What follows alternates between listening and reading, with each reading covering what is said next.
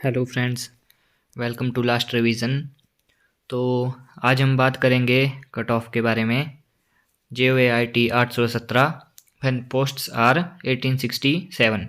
मैं देख रहा हूँ कि बहुत सारे जो हमारे कैंडिडेट्स हैं 817 से रिलेटेड वो कट ऑफ को लेकर बहुत परेशान हैं।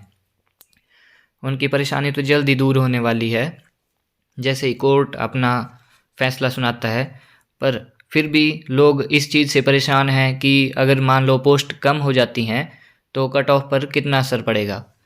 तो देखो, कट ऑफ पर कोई बहुत ज़्यादा असर नहीं पड़ेगा, ज़्यादा से ज़्यादा आपका 2 या 3 मार्क्स का फ़र्क पड़ेगा। तो हम देख लेते हैं पहले कि कट ऑफ कैसे आएगी। देखो, cut off JOAIT 817 when posts are 1867। तो मुझे नहीं पता कि candidates who have scored 70+ with DV 10 होंगे या नहीं होंगे। बहुत ही कम स्टूडेंट हैं जिन्होंने 70+ स्कोर किया है। हो सकता है 5 हों, 10 भी बहुत ज़्यादा हैं, बट विद DV हम मान सकते हैं कि 10 स्टूडेंट निकल सकते हैं। एंड कैंडिडेट्स 60 से 70 के बीच में। अब देखो, हम लोग बहुत सारे कमेंट्स देखते हैं, कुछ ऑनलाइन है और कुछ ऑफलाइन है। अब जिसका एग्ज़ाम अच्छा हो गया है और जिसे अपने फ्यूचर की ज़्यादा टेंशन नहीं होती, वो उतना ध्यान पढ़ाई पर नहीं लगाएगा, वो ऑनलाइन ही रहेगा। और कुछ स्टूडेंट्स हैं जो अपनी लाइफ के लिए उतना ज़्यादा सीरियस होते हैं, वो उतने ऑनलाइन नहीं होते हैं। तो अगर 60 से 70 के बीच में हम उन स्टूडेंट्स को देखें जो ऑनलाइन हैं, वो भी कितने हैं?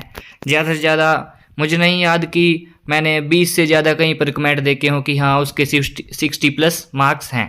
बट फिर भी हम अगर मान लें कि कुछ स्टूडेंट्स हैं जो अपनी लाइफ को लेकर सीरियस हैं, तो वो भी 60 to 70 100 होंगे, इससे ज़्यादा नहीं होंगे। इससे कम होने के चांसेस बहुत हैं, बट इससे ज़्यादा कभी भी नहीं होंगे।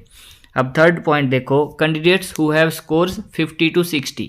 तो 50 to 60 में भी कैंडिडेट्स 300 से 400 हैं, ये तो होगा ही, इतने कैंडिडेट्स ज़रूर हैं, ये तो कन्फर्म है कि इतने कैंडिडेट्स होंगे। आप कमेंट बॉक्स में भी देख सकते हैं, और अगर कोई कमेंट नहीं कर रहा है उसके भी हो सकते हैं 50 to 60 के बीच में, ये तो कंपलसरी है। 60 to 70 बहुत ज़्यादा हैं, बट 50 to 60 300 से 400 होंगे ही होंगे।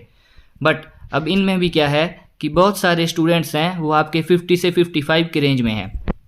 बहुत सारे स्टूडेंट्स के मार्क्स देखना विद DV वो आपके 50 to 52 के बीच में मैक्सिमम इतने ही बन रहे हैं। 50.1, 50.2, 50.3, 51 पॉइंट समथिंग, 52 या 53 तक, 53, 54। अब अगर 55+ बोलें तो वहाँ पर भी इतने ज़्यादा स्टूडेंट्स नहीं हैं। तो मैक्सिमम स्टूडेंट्स हैं आपके, वो हैं आपके 50 to 55 की रेंज में। तो अब देखो, अगर हम यहाँ पर टोटल करें 10, ये अबव 70, 60 to 70 100, और यहाँ पर हम एक एवरेज मान के चलते हैं 350, तो यहाँ पर भी 460 हुए। ठीक है, अब 700 में से 480 लेकर चलते हैं, अगर हम 60 भी नया माने तब भी आपके 220 सीट्स वेकेंट रह रही हैं।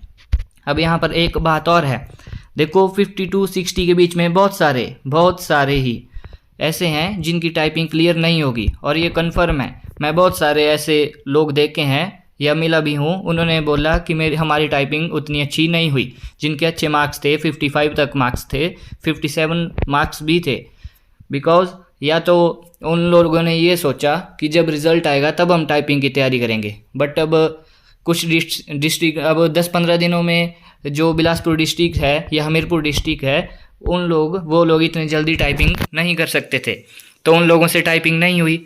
अब जब हमारा बैच चला था तो उसमें भी कुछ कैंडिडेट्स ऐसे थे जिनसे टाइपिंग क्लियर नहीं हुई। ठीक है, तो कुछ जानने वाले ऐसे हैं 55, 59 मार्क्स तक के हैं जिनसे टाइपिंग क्लियर नहीं हुई है। तो ये मत सोचना कि सभी टाइपिंग क्लियर होती है। एग्ज़ाम्स पहले भी HPSC के इसी लेवल के आते थे। अब कुछ लोग बोलते हैं कि एग्ज़ाम्स बहुत ईजी आ रहे हैं, ऐसा कुछ नहीं है। एग्ज़ाम वैसा ही आता है टाइपिंग टेस्ट जैसा पहले आता था, तो कोई इजी या कोई डिफ़िकल्ट की बात तो यहाँ पर है नहीं, बट फिर भी लोग क्वालिफाई नहीं कर पाते। अब देखो, आप +2 वाला स्टूडेंट का अगर किसी का 40 से 50 के बीच में मार्क्स होंगे, तो क्या लगता है आपको कि वो ईज़िली टाइपिंग क्लियर कर लेगा? नहीं, इतने ईज़िली वो क्लियर नहीं कर पाएगा। तो उसी हिसाब से अगर हम देखें तो बहुत सारे स्टूडेंट्स हैं 50 to 55 के बीच में जिनकी टाइपिंग भी क्लियर नहीं होगी। तो इसी वजह से जो आपकी कट ऑफ है वो आपकी 50 से नीचे जाएगी, और ये जाएगी आपकी जनरल की अराउंड 48। और ये कन्फर्म है। आप कुछ भी बोल लो चाहे, बट 48 से कम जाएगी ही जाएगी, या 48 तो रहेगी ही रहेगी अगर आपकी पोस्ट 700 है, और उससे भी -1 और -2 होने के चांसेस हैं। मीन्स आपकी कट ऑफ है वो आपकी 46 से 48 के बीच में लाई करेगी इफ़ पोस्ट्स आर 700। और बाकी अब आप अपनी अपनी कैटेगरीज के 2-2 मार्क्स या 3-3 मार्क्स कम करके देख सकते हो, तो उसी हिसाब से आपकी कट ऑफ रहेगी। अब दूसरी चीज़ भी देख लो, ये कट ऑफ कैसे रहती है। All candidates imagine cut off according to their marks. अब मान लो किसी के 55 मार्क्स हैं, वो कुछ भी अपनी कैलकुलेशन करके बोलेगा कि कट ऑफ आपकी 54 प्लस रहेगी। किसी के मार्क्स अगर मान लो हमारे यहाँ पर 57 है, तो वो बोल रहा है 56 प्लस रहेगी, बट ऐसा थोड़ी होता है। अब 50 सभी की अपनी अपनी कट ऑफ चली हुई है, बट ऐसा नहीं होता है, ठीक है। तो next point 50 to 60 some candidates not join, reason working in government job. अब देखो जो भी गवर्नमेंट जॉब में वर्क कर रहा है उनके बहुत सारे मार्क्स इस रेंज में होंगे 50 to 60, उन्हें रेगुलर जॉब नहीं मिलेगी तो वो ज्वाइन नहीं करेंगे, ठीक है। और रिजल्ट्स ऑफ वेरियस पोस्ट्स, अब देखो बहुत सारे HPSSC रिजल्ट निकाल रहा है, उसकी ज्वाइनिंग भी आपके JOAIT से बहुत पहले हो जाएगी। और प्लस आजकल पुलिस की भर्ती भी चली हुई है, उसमें भी लगभग 1100 पोस्ट हैं। तो अगर उन 1100 पोस्ट में से आपके 100 स्टूडेंट्स, अब देखो एज भी 25 है पुलिस की भर्ती की, तो कम से कम आपके 100 स्टूडेंट्स हैं वो हो सकता है कि पुलिस में हो जाएं। और पुलिस की भर्ती का रिजल्ट भी मतलब इसकी प्रोसेस भी फास्ट होगी, तो ये भी आपकी JOA से पहले ज्वाइनिंग हो जाएगी। तो कुछ लोग हैं आपके वो उधर को भी शिफ्ट करेंगे, ठीक है। अब देखो आप लोग एक और चीज़ देखो, previous results of JOA exams. आपने इतने सारे एग्ज़ाम्स के रिजल्ट देखे हैं, तो आप लोगों को क्या लगता है कि कट ऑफ कितनी जानी चाहिए? लगता है आपको कि इतना टफ एग्ज़ाम है और उसकी कट ऑफ आपकी 55 प्लस चली जाए या 50 प्लस चली जाए? नहीं जाएगी। अब देखो आपने अभी रिसेंटली 903 का एग्ज़ाम दिया, तो उसकी कट ऑफ है आपकी, वो भी आपकी अब बहुत सारे कमेंट्स आ रहे हैं कि अराउंड 60 रहेगी। तो जब वहाँ पर टोटल पोस्ट्स हैं 200, ठीक है, उसके लिए अगर 60 जा रही है तो यहाँ पर तो आपकी कम से कम कितने टाइम्स हैं देख लो आप खुद ही, 8 टाइम्स हैं, ठीक है, 8 से भी 9 टाइम्स हैं, बट आप 8 टाइम्स भी मान लो तो क्या उसकी कट ऑफ आपकी 55 प्लस या 60 प्लस जानी चाहिए? नहीं जाएगी। ये भी फैक्ट्स हैं, ठीक है। तो इन सब चीज़ों को आप अपने माइंड में ज़रूर रखो। अब नेक्स्ट देखो, कट ऑफ अगर पोस्ट आपकी डिक्रीज़ हो जाती हैं, अब बोल रहे हैं कि 560 पोस्ट डिक्रीज़ होंगी, तो सबसे पहले इसमें ये चीज़ याद रखनी है कि कट ऑफ है वो सभी की फिर सभी पोस्ट की इंक्रीज़ होगी, ना कि अब बहुत सारे स्टूडेंट्स हैं वो सोचते हैं कि कट ऑफ बहुत ज़्यादा जनरल की 55 प्लस चली जाएगी। 55 प्लस भाई कैसे जाएगी जब आपकी कट ऑफ है, तो अब जनरल से आपकी 150 पोस्ट डिक्रीज होंगी, मीन्स 1500 आप लेकर चलो, तो आपके 2 से 3 मार्क्स राइज करेंगे, ना कि आपके बहुत ज़्यादा 5-6 मार्क्स या 7 मार्क्स राइज करेंगे। तो इस केस में जो आपकी कट ऑफ है वो आपकी 50 to 52 के अराउंड रहेगी। हाँ, +-2 चलेगा, यहाँ पर हो सकता है 53 चली जाए या 54 तक भी जा सकती है, बट यहाँ पर 50 to 52 डेफिनेटली है कि इतनी जाने के चांसेस हैं। अब देखो minimum 200 student shift from 817 to 556। दूसरी बात यहाँ पर क्या है कि कम से कम 200 स्टूडेंट्स हैं आपके, इतने तो होंगे ही। अब देखो जिसने 817 दिया है उसने 556 भी दिया है, बहुत सारे स्टूडेंट्स हैं जिनका 556 भी क्लियर है एंड 817 भी क्लियर है, तो वो कहाँ को करेंगे शिफ्ट आपके 200 स्टूडेंट्स 556 में। तो इसका मतलब कि 200 सीट्स आपकी वेकेंट हो जाएंगी कहाँ पर 817 में। कंपटीशन तो सेम ही है, चाहे वो पोस्ट आपकी 556 से फिल हो चाहे आपकी 817 से फिल हो, ठीक है। अगर मान लो पोस्ट डिक्रीज नहीं होती हैं तो इन 200 स्टूडेंट्स को कहाँ पर मिलेगी पोस्ट 817 में। अगर पोस्ट डिक्रीज हो गई तो इन 200 स्टूडेंट्स को कहाँ पर मिलेगी 556 में। है तो सेम ही मैटर।